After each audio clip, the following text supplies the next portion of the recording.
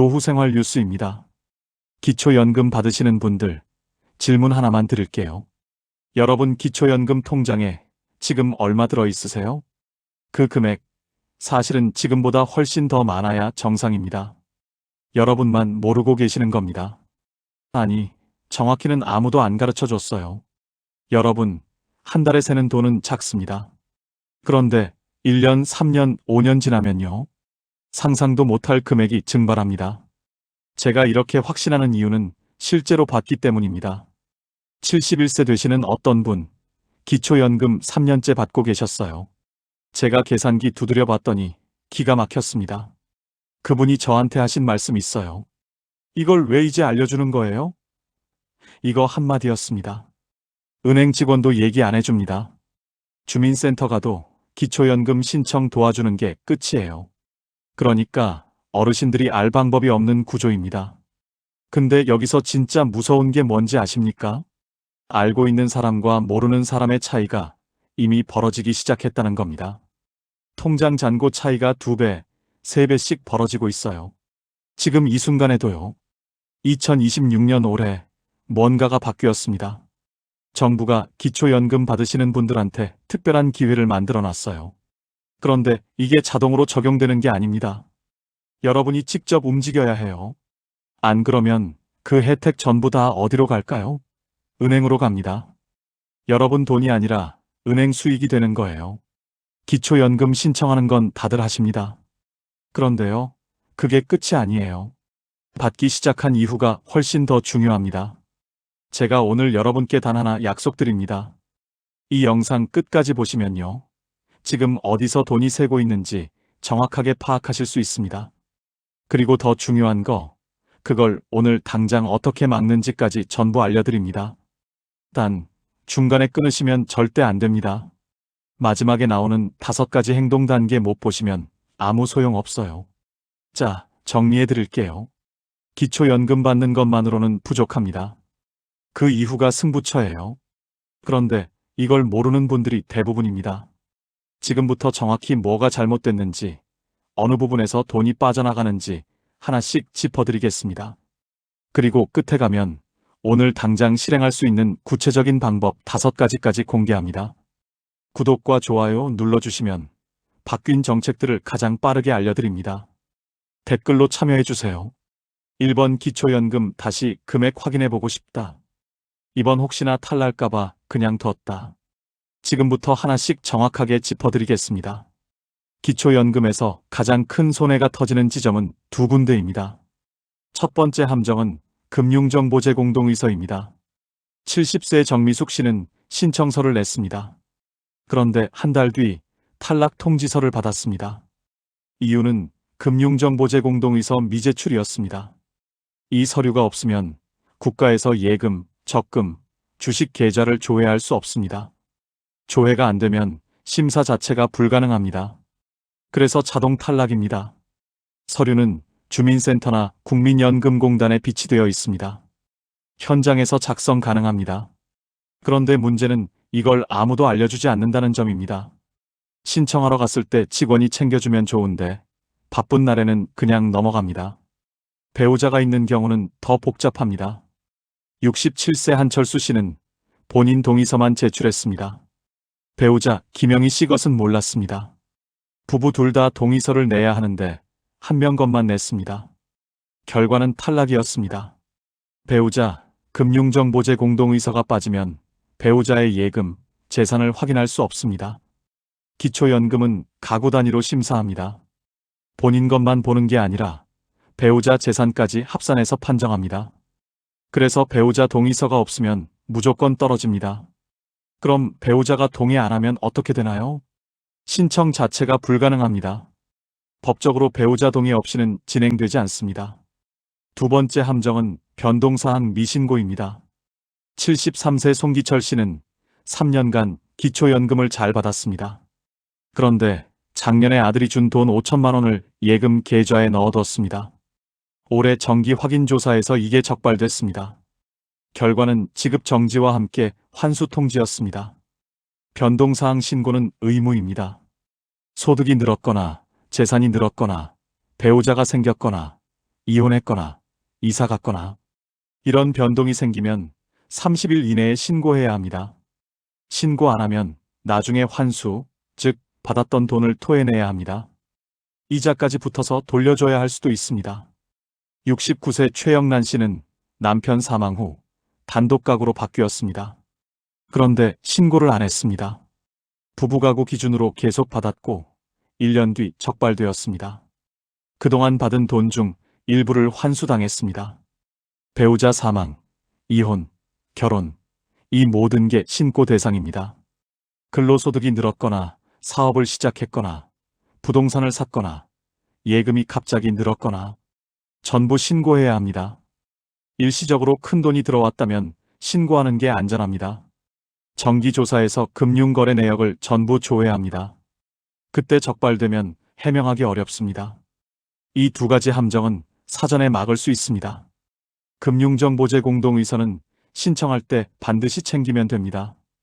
변동사항은 생길 때마다 주민센터나 국민연금공단에 전화 한 통 하면 됩니다. 그런데 여기서 끝이 아닙니다. 이 두 가지를 피했어도 또 다른 기준 때문에 떨어지는 경우가 있습니다. 기초연금 탈락과 합격을 가르는 숫자는 딱 3개입니다. 첫 번째 숫자, 선정기준액입니다. 2026년 기준 단독가구는 월 247만 원입니다. 부부가구는 월 395만 2천 원입니다. 이게 커트라인입니다. 소득 인정액이 이 기준보다 낮으면 받을 수 있습니다. 높으면 탈락입니다. 68세 박정희 씨는 작년에 소득 인정액이 월 230만 원이었습니다. 작년 기준은 228만 원이었기 때문에 떨어졌습니다. 그런데 올해는 기준이 247만 원으로 올랐습니다. 같은 소득인데 올해는 통과입니다. 이 숫자는 매년 1월에 바뀝니다. 올해는 작년보다 19만 원 올랐습니다. 그래서 작년 탈락자 중 상당수가 올해는 합격 가능합니다.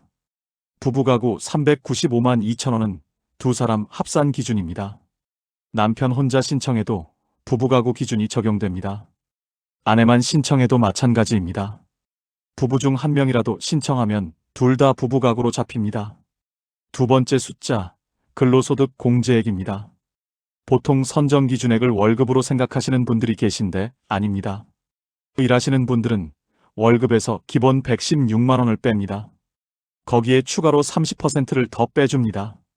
월급이 200만 원이면 116만 원을 뺍니다. 84만 원이 남습니다. 여기서 30%를 또 뺍니다. 84만 원의 70%인 58만 8천 원만 소득으로 잡힙니다. 66세 이상철 씨는 월급 250만 원을 받습니다. 계산하면 250만 원 빼기 116만 원은 134만 원입니다. 여기서 70%만 적용하면 93만 8천 원입니다. 실제 월급에서의 소득 인정액은 94만 원 정도입니다. 이 공제는 상시 근로소득에만 적용됩니다. 일용직, 공공일자리, 자활근로는 아예 소득으로 안 잡힙니다. 완전히 제외됩니다. 세 번째 숫자, 재산 기본공제액입니다. 집, 땅, 건물 같은 일반 재산에서 기본으로 빼주는 금액이 있습니다. 대도시는 1억 3,500만 원, 중소도시는 8,500만 원, 농어촌은 7,250만 원입니다. 서울, 부산, 대구, 인천, 광주, 대전, 울산이 대도시입니다. 수원, 성남, 용인 같은 곳은 중소도시입니다.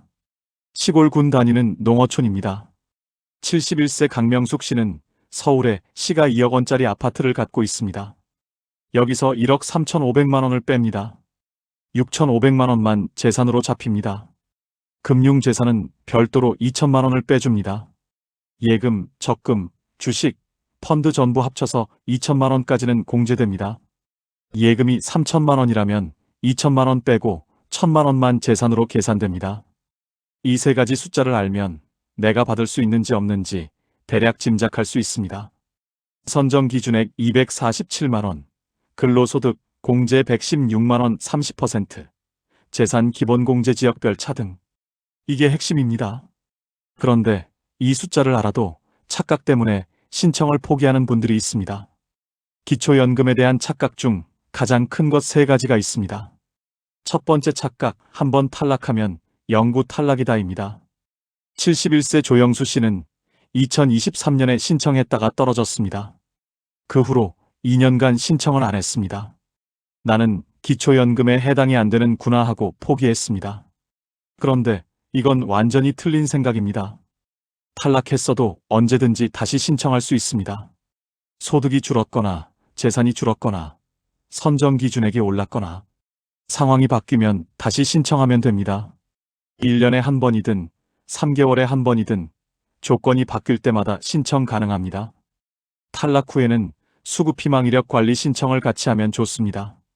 이걸 신청해두면 5년간 국가에서 소득과 재산을 계속 추적합니다. 기준에 맞게 되면 재신청하라고 알림을 보내줍니다. 두 번째 착각, 국민연금 받으면 기초연금 못 받는다입니다. 74세 홍순덕 씨는 국민연금을 월 80만 원 받습니다. 그래서 기초연금은 신청도 안 했습니다. 친구들이 국민연금 받는 사람은 기초연금 못 받는다고 이야기했습니다. 이것도 완전히 틀렸습니다. 국민연금 받아도 기초연금 받을 수 있습니다. 둘은 별개 제도입니다. 소득 인정액이 선정 기준액보다 낮으면 둘 다 받습니다. 그렇다고 국민연금이 기초연금과 전혀 상관이 없냐? 그건 또 아닙니다. 국민연금 수령액이 소득 인정액에 포함되기는 합니다. 67세 장미자 씨는 국민연금 월 50만 원을 받습니다. 다른 소득은 없고 집 한 채만 있습니다. 소득 인정액을 계산하니 월 180만 원 정도 나왔습니다. 선정 기준액 247만 원보다 낮습니다. 그래서 기초연금도 같이 받습니다. 단 국민연금 수령액이 매우 많으면 기초연금이 일부 깎일 수는 있습니다. 이걸 연계감액이라고 합니다. 2026년 기준으로 국민연금이 월 52만 원을 넘고 소득재 분배급여 금액이 일정 기준을 넘으면 기초연금이 감액됩니다. 하지만 감액되더라도 최소 50%는 보장됩니다. 국민연금 많이 받으면 손해가 아닌가 하실 겁니다. 아닙니다. 감액되더라도 두 연금 합친 총액은 더 많습니다. 국민연금 많이 받는 게 무조건 유리합니다. 세 번째 착각, 자녀 소득이 많으면 못 받는다입니다. 70세 김정숙 씨는 아들이 대기업 부장입니다. 연봉이 1억 원이 넘습니다. 그래서 기초연금 신청을 포기했습니다. 우리 아들 돈 많이 버는데 내가 이거 받으면 안 되지 하고 생각했습니다. 이것도 완전히 틀렸습니다. 자녀 소득은 전혀 상관없습니다. 기초연금은 본인과 배우자의 소득과 재산만 봅니다. 자녀가 재벌이든 의사든 변호사든 그건 심사 대상이 아닙니다. 자녀와 세대 분리가 되어 있는지 안 되어 있는지도 상관없습니다. 같은 주소지에 살아도 따로 살아도 자녀 소득은 안 봅니다. 오직 본인과 배우자만 봅니다. 자녀가 주는 적은 용돈은 소득으로 잡히지 않습니다. 단 계좌로 큰 돈이 들어오면 금융재산 증가로 잡힐 수는 있습니다. 현금으로 받거나 생활비로 바로 쓰면 문제 없습니다. 이 세 가지 착각 때문에 신청조차 안 하는 분들이 엄청나게 많습니다. 한번 떨어졌다고 포기하지 마십시오. 국민연금 받는다고 단념하지 마십시오. 자녀 소득 때문에 주눅 들지 마십시오. 그런데 실제로 신청했다가 떨어진 사례들을 보면 또 다른 패턴이 보입니다. 그게 바로 다음 장입니다. 70세 안병수 씨는 고향 충남 예산에 논 2,000평을 갖고 있었습니다. 농사는 지병으로 이미 몇 년 전에 그만뒀습니다. 땅이 놀고만 있어 안병수 씨는 논을 5천만 원에 팔았습니다. 2025년 8월에 매매가 완료됐습니다. 돈은 인출해서 자녀에게 생활비에 보태라고 송금했습니다. 한 달 뒤인 9월 안병수 씨는 기초연금을 신청했습니다. 땅도 팔았고 이제 재산이 별로 없으니 당연히 될 거라고 생각했습니다. 한 달 뒤 결과가 왔습니다. 탈락이었습니다. 왜 떨어진 거야? 땅도 다 팔았는데? 안병수 씨는 주민센터에 전화했습니다. 담당자가 설명했습니다. 며칠 전에 판 땅이 기타 재산으로 잡혔습니다. 뭐, 이미 판 건데 왜 재산이에요? 남은 돈도 없어요. 2011년 7월 1일 이후에 재산을 처분하시면 처분한 날부터 5년간 그 재산 가액이 소득인정액에 포함됩니다. 안병수 씨는 그제야 알았습니다. 땅을 팔았어도 5년간은 재산으로 계산된다는 걸.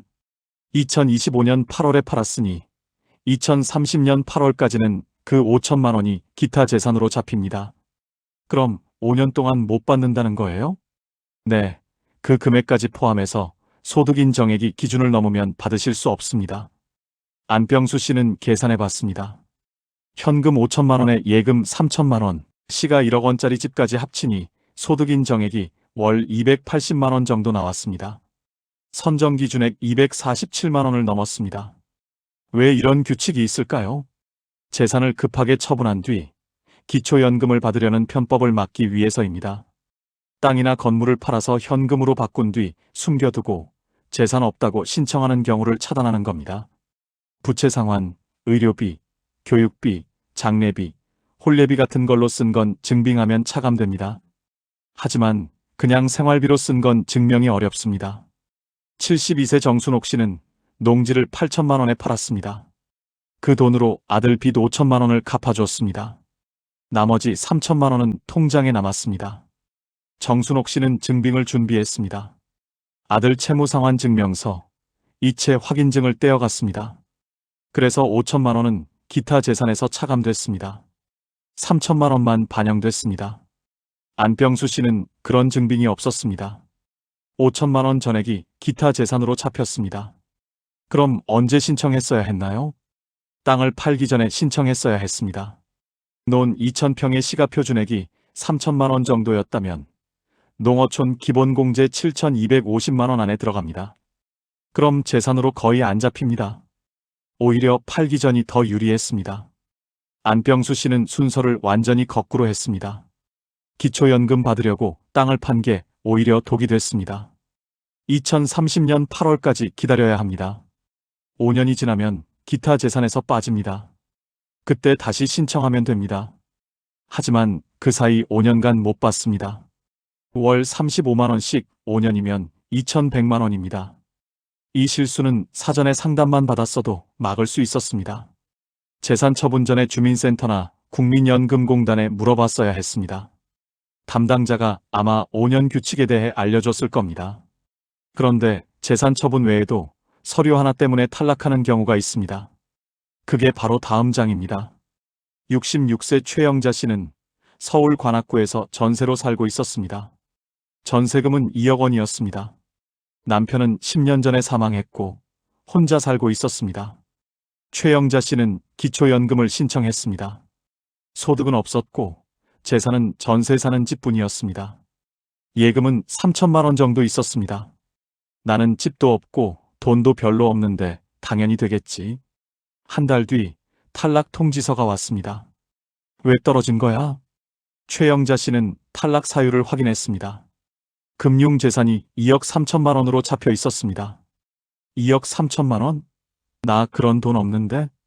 최영자 씨는 주민센터에 전화했습니다. 담당자가 설명했습니다. 통장 조회를 해보니 예금이 3천만 원, 그리고 전세보증금 2억 원이 금융재산으로 잡혔습니다. 전세보증금이요? 그건 내 돈이 아닌데요? 전세보증금도 금융재산입니다. 계약 끝나면 돌려받으실 돈이니까요. 그럼 어떻게 해야 하나요? 전월세 계약서를 제출하시면 됩니다. 그러면 전세보증금이 일반 재산으로 전환됩니다. 최영자 씨는 그제야 알았습니다. 전월세 계약서가 필요하다는 걸. 왜 계약서가 필요할까요? 전세보증금은 두 가지로 처리될 수 있습니다. 금융재산으로 잡히거나 일반 재산으로 잡히거나. 계약서를 내면 일반 재산입니다. 안 내면 금융재산입니다. 금융재산으로 잡히면 고작 2천만 원만 기본 공제됩니다. 2억 3천만 원에서 2천만 원 빼면 2억 1천만 원이 남습니다. 여기에 연 4%를 곱하고 12개월로 나누면 월 70만 원입니다. 이게 소득인정액에 들어갑니다.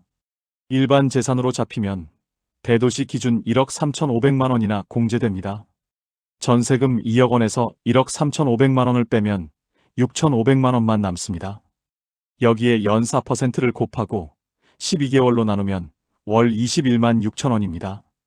최영자 씨는 21만 원이 아니라 70만 원으로 계산됐습니다. 여기에 예금 3천만 원까지 포함하니 소득 인정액이 월 250만 원 정도 나왔습니다. 선정 기준액 247만 원을 넘었습니다. 만약 계약서를 냈다면 소득 인정액이 월 200만 원 정도로 나왔을 겁니다. 합격이었습니다. 전세나 월세로 사는 분은 계약서를 무조건 내야 합니다. 최영자 씨는 계약서를 제출하고 재신청했습니다. 한 달 뒤 합격 통지가 왔습니다. 하지만 처음 신청했던 그 한 달치는 날아갔습니다. 월세 사는 분도 마찬가지입니다. 월세 보증금도 금융재산으로 잡힙니다. 계약서를 내야 일반 재산으로 전환됩니다. 보증금 5천만 원이라도 계약서 유무에 따라 소득 인정액이 달라집니다. 계약서를 잃어버렸으면 어떻게 하나요? 집주인한테 사본을 달라고 하십시오. 아니면 부동산에 가서 재발급 받으십시오. 확정일자 받은 곳이면 기록이 남아 있습니다. 지금부터는 신청 전에 반드시 확인해야 할 항목들입니다. 이걸 하나씩 체크하고 신청하면 탈락 확률이 크게 줄어듭니다. 첫 번째 체크, 신청 시점입니다. 기초연금은 만 65세 생일이 속한 달의 1개월 전부터 신청 가능합니다. 예를 들어 생일이 3월 15일이라면 2월 1일부터 신청할 수 있습니다. 한 달 전부터만 신청 접수가 가능합니다. 너무 일찍 가면 접수가 안 됩니다. 65세 박정혜 씨는 생일이 4월 10일이었습니다. 3월 5일에 신청했습니다. 4월분부터 연금이 나왔습니다. 만약 4월 15일에 신청했다면 5월분부터 나왔을 겁니다. 4월분 35만 원을 날렸을 겁니다. 지금 본인 생일을 확인하십시오. 달력에 표시해 두십시오. 생일 한 달 전 날짜도 같이 표시하십시오. 그날이 신청 가능일입니다. 첫 번째 체크, 필수 준비물입니다. 신분증, 통장 사본, 금융정보제 공동의서 이 세 가지는 기본입니다. 신분증은 주민등록증, 운전면허증, 장애인 등록증, 여권 중 하나면 됩니다. 통장 사본은 본인 명의 계좌여야 합니다. 배우자나 자녀 계좌는 안 됩니다.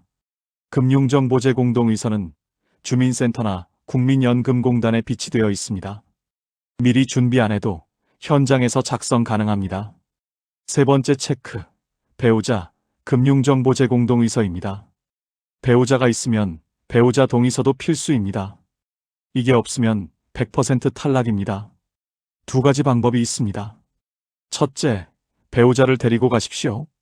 현장에서 같이 작성하면 됩니다. 둘째, 주민센터에 미리 전화해서 배우자 동의서를 받아오십시오. 집에서 배우자가 서명하고 그걸 가져가면 됩니다. 네 번째 체크, 전월세 계약서입니다. 전세나 월세로 사는 분은 계약서를 반드시 챙기십시오. 이게 있으면 소득 인정액이 크게 줄어듭니다. 계약서를 잃어버렸다면 집주인이나 부동산에 사본을 요청하십시오. 확정일자를 받았다면 주민센터나 등기소에 기록이 있습니다. 거기서 재발급 받을 수 있습니다. 다섯 번째 체크, 모의 계산입니다. 신청 전에 모의 계산을 해보십시오. 복지로 홈페이지나 내 곁에 국민연금 앱에서 가능합니다.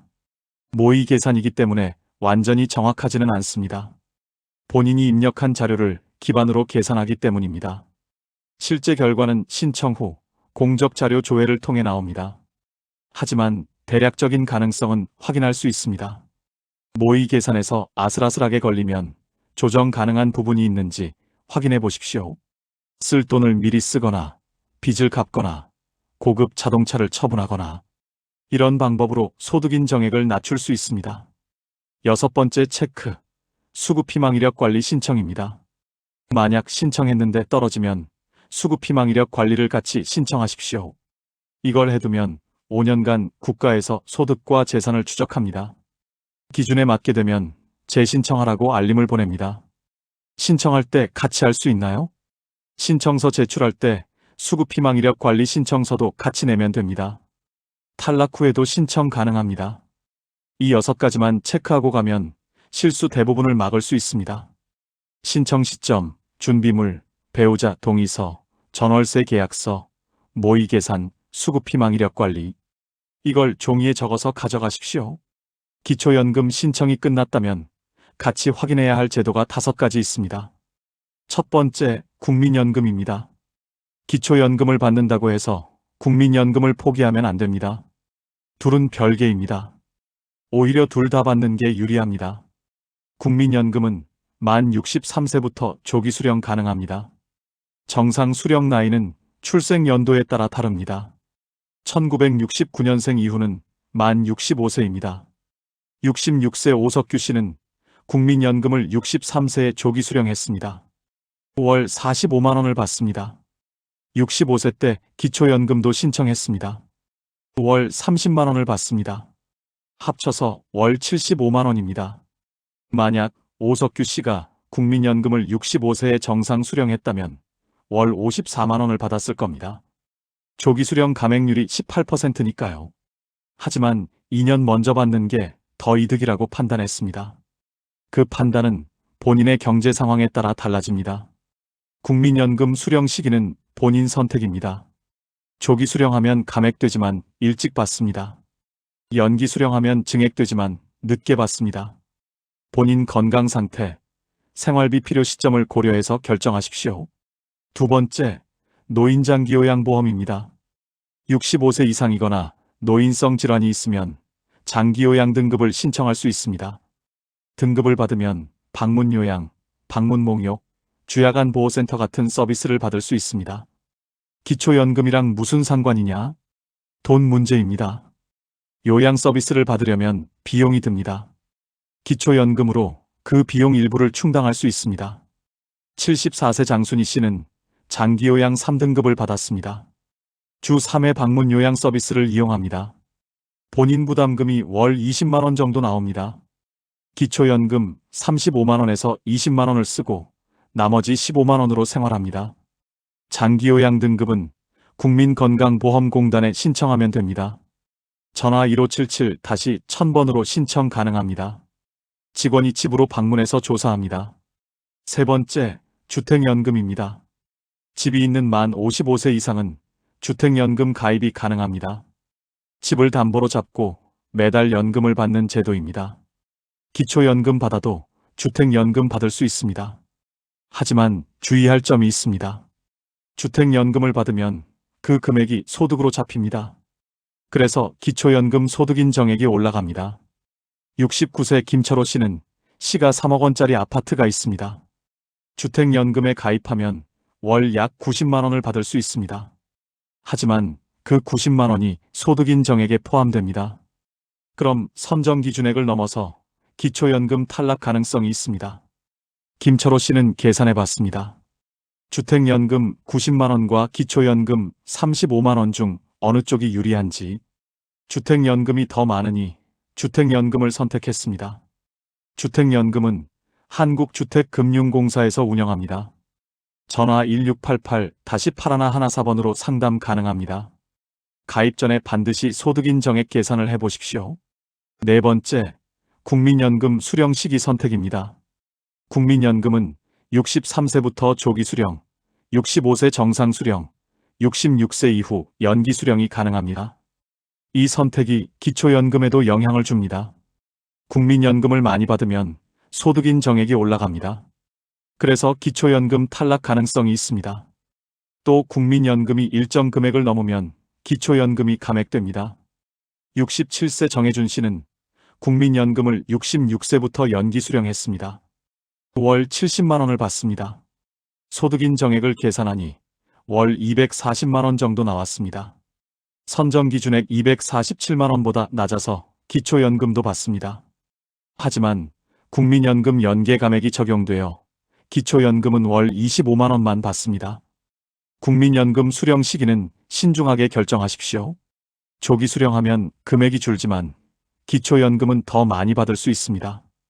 연기 수령하면 국민연금은 늘지만 기초연금은 줄거나 못 받을 수 있습니다. 다섯 번째, 건강보험료 부과 기준입니다. 기초연금을 받으면 건강보험료가 오를 수 있습니다. 기초연금도 소득으로 잡히기 때문입니다. 경우마다 다릅니다. 지역가입자는 기초연금이 소득으로 반영됩니다. 직장가입자 피부양자는 영향이 없습니다. 70세 윤성자 씨는 지역가입자입니다. 기초연금 월 35만 원을 받기 시작했습니다. 건강보험료가 월 3만 원에서 4만 5천 원으로 올랐습니다. 월 1만 5천 원 증가했습니다. 하지만 기초연금 35만 원을 받으니 훨씬 이득입니다. 건강보험료는 국민건강보험공단에서 부과합니다. 기초연금 받기 시작하면 건강보험료 고지서를 확인하십시오. 금액이 이상하면 1577-1000으로 문의하십시오. 이 5가지 제도는 기초연금과 연결되어 있습니다. 국민연금은 수령 시기를, 장기요양보험은 서비스 비용을, 주택연금은 가입 여부를, 건강보험료는 변동 금액을 각각 확인하십시오. 이제 가장 중요한 것만 정리하겠습니다. 오늘 기준 핵심 3가지만 기억하십시오. 첫째, 2026년 선정 기준액은 단독가구 월 247만 원, 부부가구 월 395만 2천 원입니다. 둘째, 만 65세 생일 속한 달 1개월 전부터 신청 가능합니다. 셋째, 배우자, 금융정보제 공동의서와 전월세 계약서 이 2가지를 꼭 챙기십시오. 지금 안 하면 불리한 이유가 있습니다. 선정 기준액은 매년 1월에 바뀝니다. 올해 247만 원이 내년에는 더 오를 수도 있고 동결될 수도 있습니다. 확실한 건 올해 기준으로 받을 수 있으면 올해 받는 게 이득이라는 겁니다. 한 달 늦으면 그 달치는 영원히 못 받습니다. 오늘 당장 할 행동 2가지입니다. 첫째, 복지로 홈페이지나 내 곁에 국민연금 앱에서 모의 계산을 하십시오. 5분이면 됩니다. 본인 소득인 정액이 대략 얼마인지 확인하십시오. 선정 기준액 247만 원보다 낮으면 신청 준비하십시오. 둘째, 생일 확인하고 달력에 표시하십시오. 생일 한 달 전 날짜도 같이 표시하십시오. 그날이 신청 첫날입니다. 그날 놓치지 마십시오. 다음에 비슷한 제도 볼 때 가장 먼저 확인할 기준은 이겁니다. 선정 기준액과 내 소득인 정액을 비교하십시오. 이게 전부입니다. 복잡한 계산식, 어려운 용어 다 필요 없습니다. 내 소득인 정액이 기준보다 낮으면 받을 수 있고 높으면 못 받습니다. 기초연금뿐 아니라 다른 복지제도도 마찬가지입니다. 기초생활보장, 장애인연금, 한부모 가족지원 전부 소득인 정액과 선정 기준액을 비교합니다. 이 원리만 알면 어떤 제도든 본인이 해당되는지 판단할 수 있습니다. 마지막으로 한 가지만 더 말씀드리겠습니다. 신청했다가 떨어져도 포기하지 마십시오. 수급희망 이력 관리를 신청하십시오. 그러면 국가가 5년간 지켜봅니다. 조건 맞으면 다시 알려줍니다. 오늘 이 내용 하나로 기초연금 신청부터 탈락 방지까지 알려드렸습니다. 하지만 이 영상이 끝나면 잊어버리십니다. 꼭 구독해 놓으시고 두고두고 보세요. 여기까지입니다. 시청해주셔서 감사합니다. 노후생활 뉴스였습니다.